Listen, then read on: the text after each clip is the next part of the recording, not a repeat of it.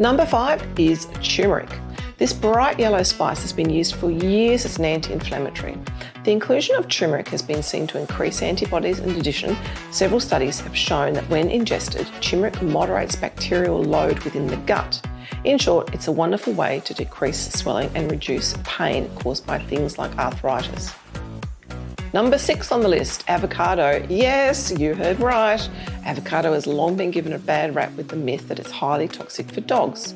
Newsflash, it's been proven time and time again not to be. Yes, the skin and the pip are toxic, but the flesh is packed full of wonderful nutrition. Fun fact, some people refer to avocados as fruits, and some people say they're actually vegetables. Avocados are actually considered to be berries.